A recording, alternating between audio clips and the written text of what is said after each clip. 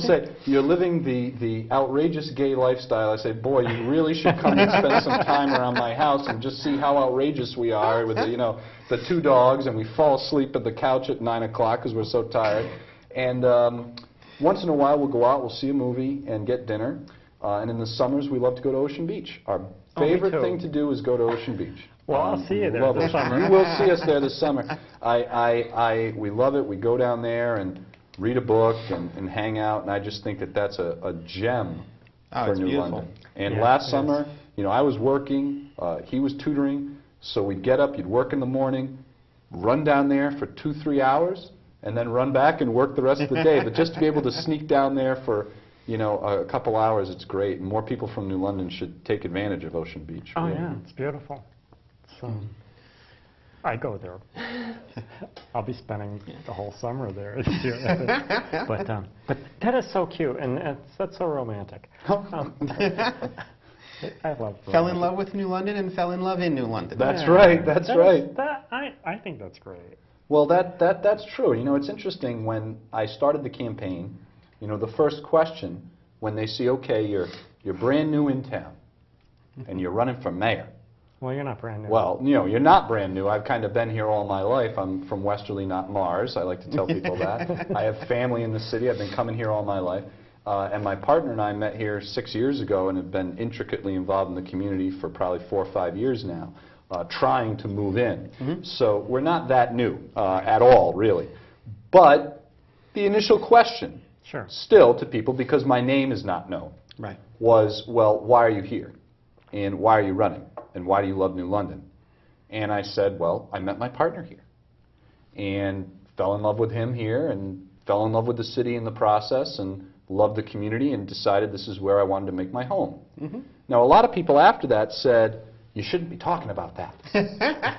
Oh my God, oh, he's out there talking about his partner's announcement speech, he's going down in flames and this and that. And I said, well, listen, it's the truth. Well, if it's okay, look, if it's okay for a heterosexual male to talk about his wife, then it had better be okay for a homosexual male to talk about his male partner. Absolutely. And, I mean, because it's this whole idea of this diversity and acceptance by don't ask, don't tell, and it bothers me. Oh, yeah, which is why people told me, don't say it. And I said, thank you very much for your advice, and I'll talk to you later. I said those things because it's the God's honest truth of why I'm here. And if people want to ask me, why are you here, I'm going to tell them the truth. I'm not going to give them some canned political line. And then other people got in touch with me and said, oh, my God, you got to change your Facebook. I said, what do you mean? And they said, well, you have pictures of Gemini, on your Facebook. And I said, thank you very much for your advice. And, nothing has changed on my Facebook. And, I think that people want honesty. Sure. And also I think in a community like New London, listen, we don't all understand each other. I don't know what it's like to grow up black. I don't know what it's like to be transgendered. But people don't know what it's like to be gay, and people don't know what it's like to be Jewish, and people don't. But we all live in this very small community, and I think that we celebrate our diversity, and the people in New London who don't like the diversity here are a very small minority. I think most people like it, and when you're a political candidate, what they really want to see is just that you're honest about who you are, that you're an open book. Because let's face it, if you win this office, this new mayor is going to be very powerful. And highly scrutinized. Yeah, and the ability to appoint someone or fire someone without any council approval or anything, wow, that's a massive power. A mayor has a veto over everything the council does and can only be overridden by a 6 out of 7 council vote. I mean, this is a very powerful office, and if you're going to vest someone with that much authority, boy, oh boy, we better know exactly who you are. And I think by being honest about myself, not only am I just being true to myself, because I don't know how else to be, but also I'm showing people, look, here it all is. And as a result, if you can trust me because I'm open about this, you'll know that I'm being open about everything else as well. Yeah. And I think people get it. I think people like it, actually. Yeah. Oh, I think you're right. I think you're right about that. The strength of that the mayor will have in New London, I think it was on your website that you talk about, there is the opportunity for severe corruption if the wrong person gets into that position because of the amount of power they have and the duration of their term. But it's also an opportunity for incredible change, for incredible growth.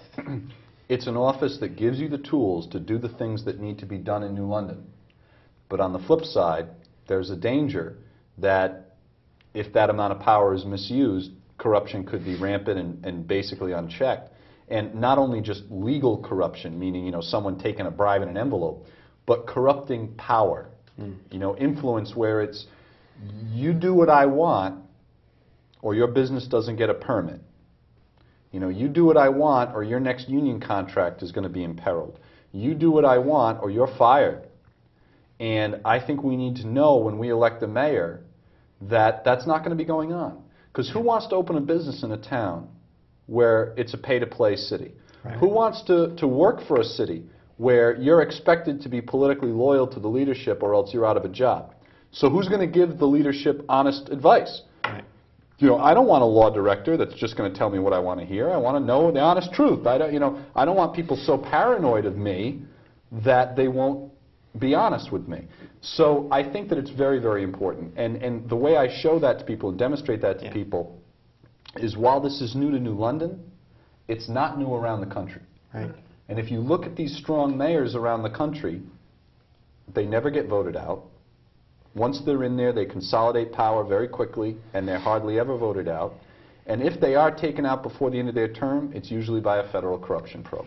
Right. Whether it be Mayor Cianci in Providence, Mayor Perez in Hartford, or you can go right down the list. You're either going down in a corruption scandal or you're there for 30 years.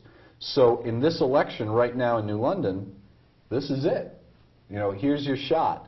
And the reason why I ran, even after moving to the city officially for a very short period of time, and ran even though I'm a brand new person, is that being someone who's worked in city government, being someone who teaches urban policy, I knew that. Right. I knew that right away. I said to my partner, I said to my friends, that if this thing passes, and you're going to get that new person who can use this for the right reasons and do the things we need done, they need to run right away to have a chance.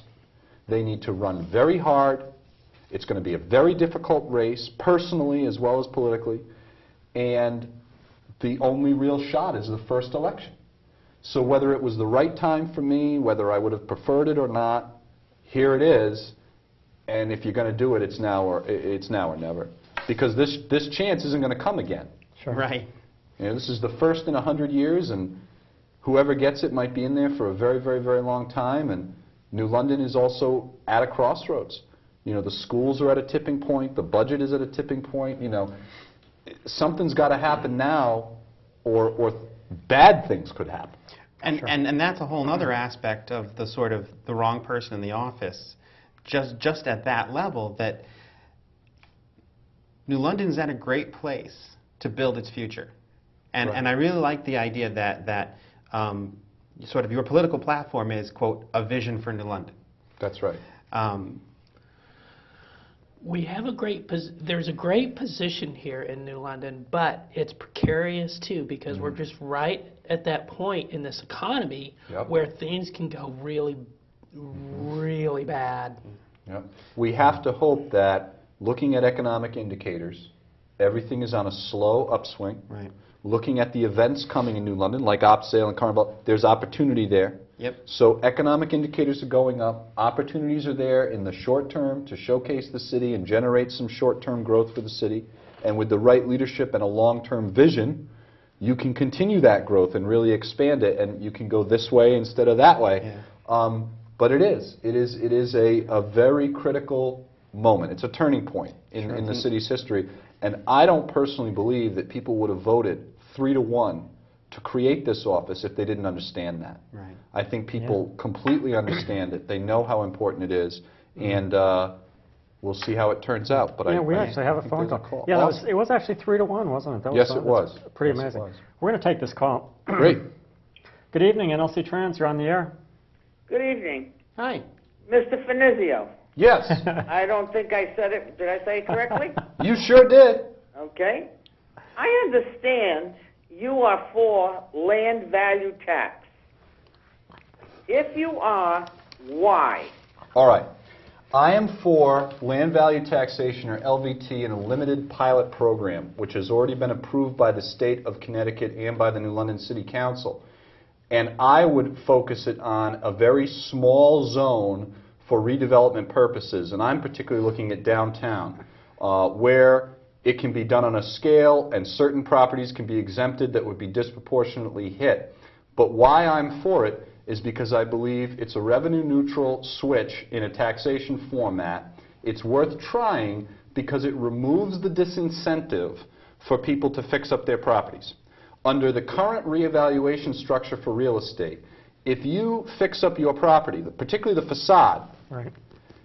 your evaluation goes way up and your taxes go way up.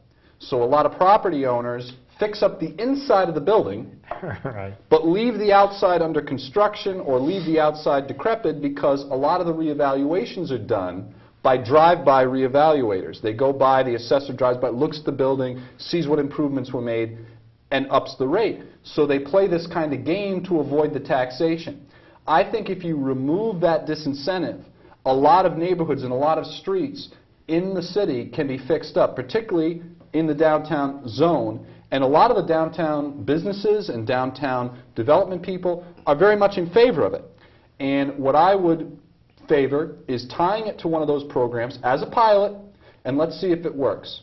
And if it works, great, let's use it and let's expand it. If it doesn't work, discontinue it. But it's worth trying because it's a way to encourage redevelopment without expending tax dollars. Because what we're doing is we're giving the incentive to private individuals to do it with private funds. Whereas, if the city were to go in and revitalize these areas itself, you'd have to condemn buildings, you'd have to do all this other stuff. It might involve eminent domain, which is a horrible thing that happened in the city. So I see it as an opportunity to reevaluate and rejuvenate some neighborhoods and recapture some value. But I understand it's controversial. And in order to get approved, it would not only have to be me, but the City Council as well. But the City Council approved it in the past. The state legislature has approved it as a pilot. And that's how I think it should be attempted, as a pilot tied to a very specific, small redevelopment zone. And I'm specifically looking at downtown. Well, Okay. Hello? well, I have a problem with that, okay? Okay. And the problem is this. If you have land, you're going to get taxed. You're already taxed on that land. And now you're going to get taxed even more on that land.